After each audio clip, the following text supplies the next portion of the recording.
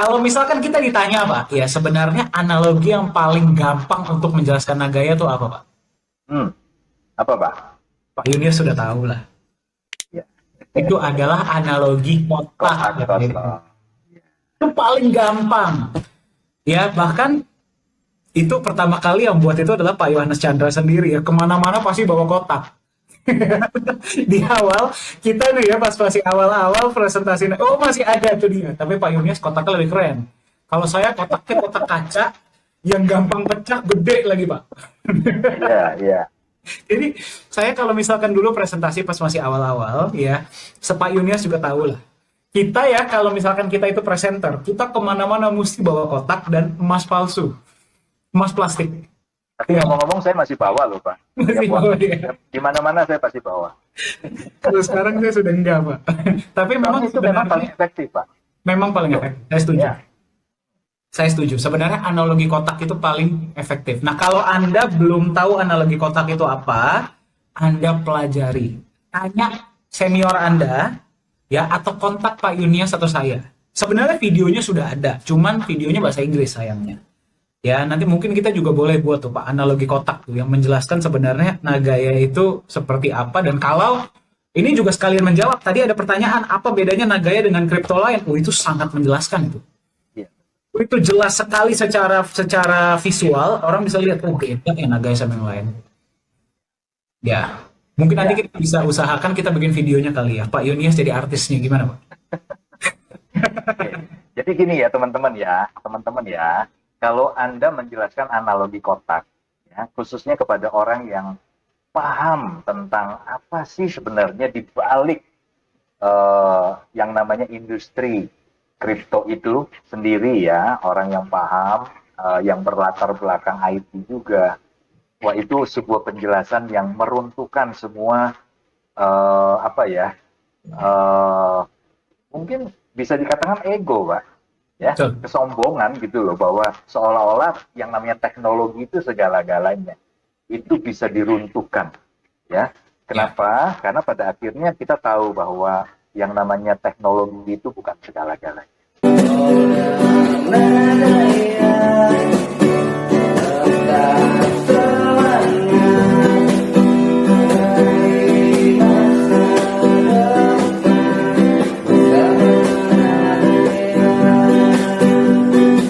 Nah, ini Pak Dani, ini mumpung nyambung nih, kita ngomong teknologi nih Pak.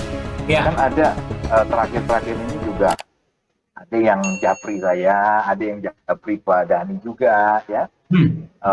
Bahkan ada beberapa senior kita, bahkan ya, itu diperkenalkan, ya, dengan Baik. tujuan supaya pada akhirnya senior-senior atau mungkin sebagian hodler kita, ya, itu bisa apa ya, nyebrang lah, ya. Sebenarnya sih Hmm. nggak masalah kalau memang teknologinya bagus, ya, dan itu eh, ke depan bisa punya nilai seperti apa yang dibangun oleh Nagaya. Sebenarnya sih nggak ada masalah, ya. Hmm. Kita Hmm. nggak Hmm. terganggu. Tapi Ya. ketika yang ditawarkan itu lagi-lagi konsepnya itu sama Pak, seperti yang sudah-sudah, gitu loh. Cuma masalahnya dia berani mengklaim bahwa teknologi yang mereka punya itu sudah teknologi menggunakan blockchain 5.0, Hmm. 5.0. Wih, deh. Terus terang, terus terang saya sendiri agak terganggu dengan itu ya. Oke. Kenapa? Ya. Karena eh, sebenarnya untuk apa sih gitu loh? Untuk Hmm. apa sih kita mengklaim eh, yang kita punya ini adalah teknologi blockchain 5.0? Hmm. Karena siapapun pada akhirnya bisa saja mengklaim gitu kan, karena nggak ada validatornya loh Pak Dan. Hmm. Betul. Tidak ada lembaga siapa yang memvalidasi, ya kan? Ya. Sampai dengan blockchain 4.0 saja, Hmm. itu siapa yang melabel ini teknologi saya adalah 4.0? Siapa? Ya komunitas itu sendiri gitu loh. Hmm. Boleh nggak sih Pak Dani? Kita lompat saja deh, ya. Kita lompat deh. Nagaya adalah menggunakan teknologi blockchain 11.0 seperti tadi yang dikatakan Pak Yohanes, ya. Boleh nggak sih? Aduh. Ya kan nggak ada validator, nggak ada yang bisa membantah gitu loh. Siapapun bisa klaim ya Pak ya jadinya ya. Siapapun bisa klaim. Nah, Ya. mungkin dari Pak Dani mungkin juga ada pandangan soal itu. Nanti sebelum saya juga akan tunjukkan deh, saya akan tunjukkan empat Silakan Pak, silakan. generasi. Tapi nggak apa-apa, Pak Dani mungkin ada yang mau disampaikan dulu, Pak. Oke, saya lagi buat catatan nih ya Pak ya. Oke, baik. Terima kasih nih Pak ya pertanyaannya. Oke, sebenarnya, nah ini bagi mungkin teman-teman di sini juga ada yang mungkin sudah pernah ditawarkan ya dan segala macam. Saya mau sampaikan mungkin seperti ini Pak ya. Tidak ada salahnya Pak. Ya, tidak ada salahnya ya kalau misalkan sebenarnya kalau kita ngomong dari sudut pandang teknologi ya, teknologi dalam tanda kutip ya Pak ya, pasti itu selalu berkembang. Pasti, tidak mungkin ya.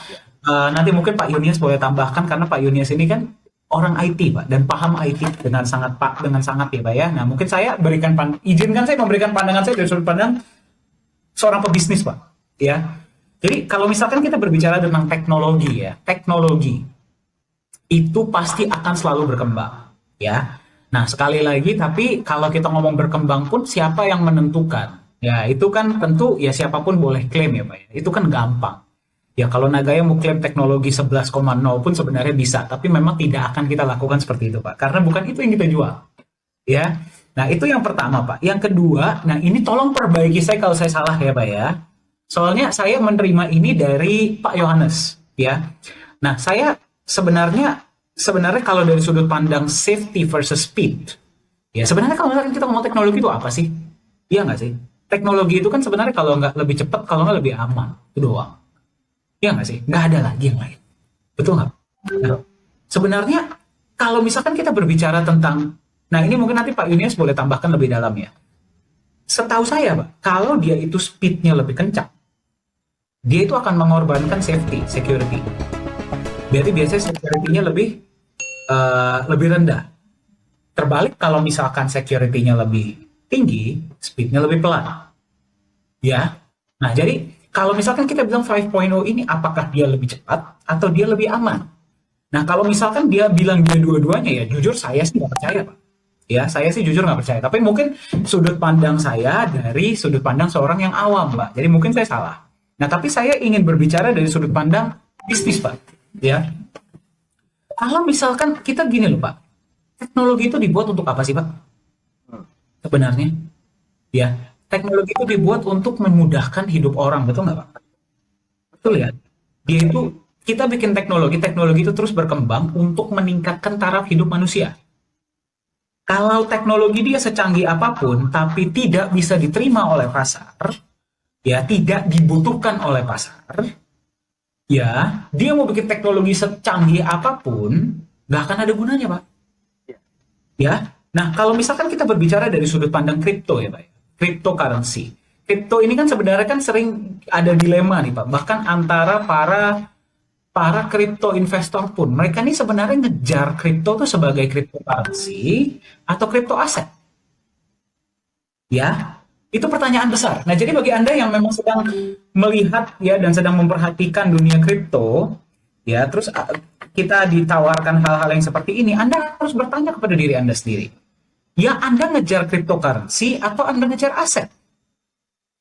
Kalau misalkan yang Anda kejar adalah cryptocurrency, oke, Anda cari teknologi yang paling canggih, fair. Saya sepemahaman. Ya, kalau saya lebih cari yang paling aman. Ya, tapi kalau Anda mau cari yang paling cepat, silahkan.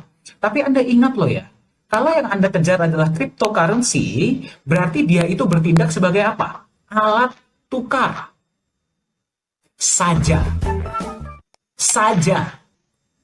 Berarti yang diutamakan benar Pak teknologinya. Betul nggak Pak? Namun kalau misalkan kita masuk ke coinmarketcap.com ada 20.000 lebih cryptocurrency, kayaknya semuanya yang dijualkan teknologi Pak. Betul tidak sih Pak? Nah, sekarang gini loh. Kalau saya sebagai seorang investor, saya sebagai seorang pebisnis, saya taruh duit saya mau duit saya ini aman dan berkembang dong Pak. Bukannya saya mau taruh duit saya untuk membeli teknologi yang paling canggih. Bodoh amat teknologinya apa. Duit gue bisa berkembang nggak di sana? Aman nggak di sana? Kan simpelnya begitu Pak. Kita ngomong simpel aja deh. Kita nggak usah ngomong ribet. Ya, banyak orang yang bilang, wow, salah. Tapi kalau di dunia kripto bukan itu yang dikejar. Saya berani tantang dia, ayo masuk Zoom meeting sama saya. Kita debat. Nggak usah debat, jangan debat ya. Kayaknya bahasa keras banget ya. Diskusi. Investor paling besar pun, Pak, yang masukin miliaran dolar di dalam dunia kripto, yang mereka kejar itu adalah fundamental. Itulah kenapa sekarang Ethereum itu lebih dilirik daripada Bitcoin, Pak. Ya, Ethereum lebih dilirik daripada Bitcoin. Kenapa? Karena Ethereum punya perusahaan, minimal dia punya foundation. Dia punya kegunaan, Pak. Ya. Nah, jadi definisi fundamental itu apa? Fundamental itu adalah akarnya kuat nggak? Nah, jadi fundamental itu kita bisa lihat, Pak, dari kita tahu tuh dari mana sih fundamental itu kuat atau tidak. Fundamental itu kuat bukan ketika bull market, Pak. Bull market semuanya naik. Kita jualan apapun bisa diterima.